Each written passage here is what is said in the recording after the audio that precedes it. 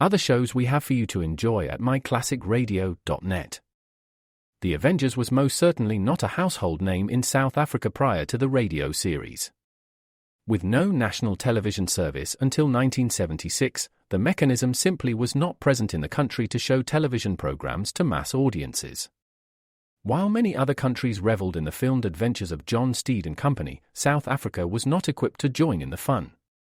The series took Britain by storm and made a major impression in the American markets, being that greatest of rarities, a British series given a network transmission slot.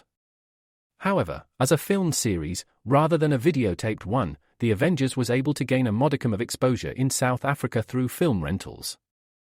Come and listen at myclassicradio.net. Other shows we have for you to enjoy at myclassicradio.net.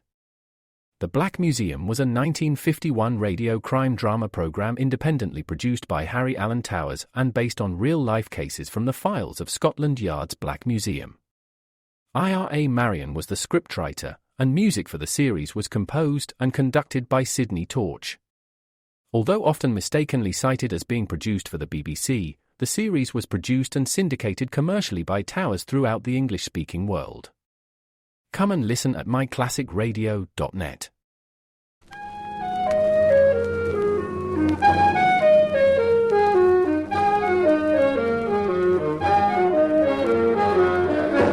Carter Brown, Mysteries.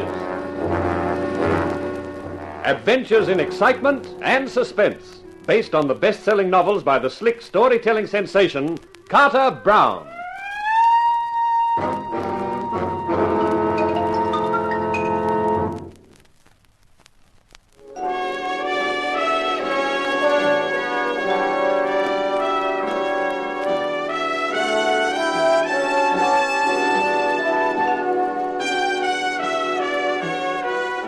Any person in the private eye profession runs the risk of sudden death. But the death of Hank Williams, my pal and partner in the firm of Williams and Eaton, came as a double shock, because Hank had wired me that he was onto something big, and when I got back, it was too late to ask him what it was. Also, Hank was a guy who never put anything on paper, so I had nothing to give me a lead. But I found that it involved a muscular male named Tiny Laven and a mean mobster called Babyface Brill. It also seemed to involve the singer at the blues club, a girl named Chili, who was anything but. You're the man who sent the waiter with the message? That's right. You wanted to talk to me about Hank Williams? Yes, he was my partner. I'm Johnny Eaton. Glad to know you, Johnny. I'm even gladder to know you. Oh? Why? Look in your mirror, for a couple of good reasons. Chili, you knew Hank, didn't you? Uh-huh. When did you last see him? 2, maybe 3 days ago, I'm not sure. Why? Nothing's happened to him, has it? Only one thing. He's dead. No. Oh, that's not true. It can't be. I'm afraid it can, and it is. This afternoon. Poor Hank. He wouldn't listen to me. I told him it was dangerous. What was? Oh, whatever he was doing. He kept telling me he was onto something big, that he was saving it for his partner, but I knew it was dangerous by the way he talked. Dangerous enough to kill him. Do you know a guy named Laven, Tiny Laven? I've heard the name somewhere. Comes into this club, they tell me. Big guy, smokes cigars. I think I know who you mean. What about him? I think he had something to do with it, that's all. I liked Hank. He was a nice guy. Anything I can do to help Johnny, I'll do. Thanks. Come in. Julie, I heard that... Oh, sorry, I thought you were on your own. Oh, it's okay. This is Johnny Eaton. He's Hank Williams' partner. You remember Hank? Sure, the private dick. This is Hal Waltham, Johnny. He owns the Blues Club, which means he employs me. That makes you a lucky guy, Waltham. And I know it. How's Hank? They're looking after him very well down at the morgue.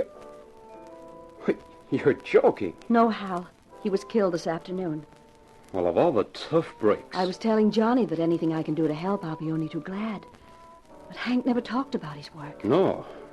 Well, same thing goes for me, Eden. Anything I can do, anything at all. Nice of you, Waltham. If there is anything, I'll look you both up. Particularly Chili. What she's got is worth looking at. I picked up a cab from outside the Blues Club and gave him the address of my apartment. When I put the key in the lock and opened the door, there was a light coming from the living room. Automatically, I reached for my gun. Then I remembered I wasn't carrying it. I moved into the living room and got a surprise. A beautiful blonde surprise with tear-filled eyes. Oh, I'm sorry, but I didn't know when you'd be back, and I just had to see you. Well, how flattering can a blonde be? You are Johnny Eaton, aren't you? Unless I've changed in the last 10 minutes. The superintendent of the building let me in here. I'm Helen Williams. Hank's sister. But you're in Kentucky. I wired you about Hank. That's why I came up. Got in an hour ago. The caretaker at Hank's apartment house sent me to the police. I saw a Lieutenant Jorgensen. He told me what had happened. And then I came here. Well, it's tough, Helen. I know Hank was a great guy. Yes. Yes, he was. You go ahead, honey. If you want to cry, it won't worry me any. You could weep a few tears for me, too. No, I mustn't. Could I have a drink? Sure. We'll both have one. What'll you do now, Helen? Go back to Kentucky? No, not until Hank's murderer is behind bars. I'm staying until he's caught. Your drink. That might take a long time. I don't care. Where are you going to stay tonight? I hadn't thought about it. I couldn't go back to Hank's apartment. Not now. Maybe I could find a hotel. Not at this time of night. Tell you what, you stay here. I'll take the sofa. You can have my room. In the morning, we'll find you an appointment. Oh, thanks, Johnny. Thanks a million. Don't look at me with those trusting eyes. Why not? Because I don't know that I'm too trustworthy. Not with a bewitching blonde. Well, I trust you, Johnny. And since I'm going to stay, I might as well be useful. Anyone as decorative as you doesn't have to worry about being useful. Well, I'm going to be. You'll meet someone in the office now that Hank won't be there. I'll be your secretary. That's fine. Anything that keeps you close by suits me. Jerk your mind off my gender and think about justice. For Hank's killer. Okay, Helen, you're right. I better give you the story so far.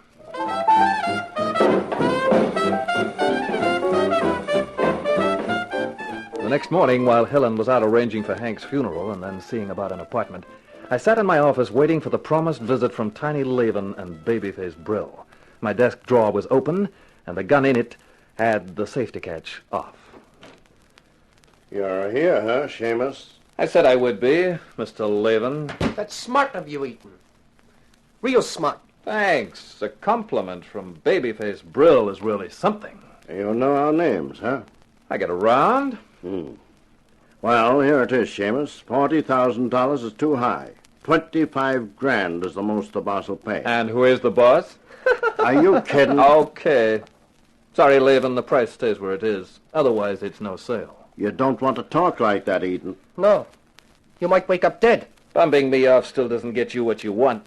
You won't find out where the stuff is from a corpse. Like I said before, we might be able to persuade you to tell us before you kick off. You know what the recipe for fried chicken says? First catch your bird. You won't be hard to take. Why don't we do it now? I get tired of listening to his voice. Just try it, Babyface. Me and this 38 are waiting. All ready for us, are you? Your partner Williams figured he was tough, too. We'll give you 24 hours to change your mind, Eaton. After that... Don't slam the door on your way out, boys. You fresh punk. Calm down, Babyface. You'll have plenty of time to devote to Mr. Eaton 24 hours from now, if he doesn't wise up. Yeah. Take a tip, Eaton. Change your mind. Otherwise, I'll have fun changing your face.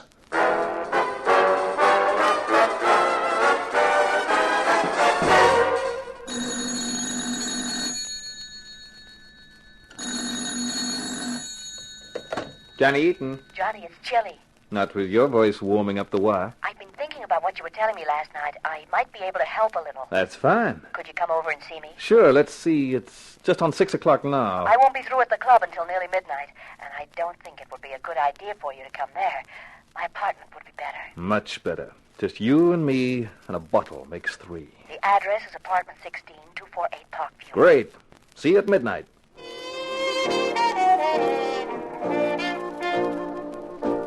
Midnight is the witching hour, they say.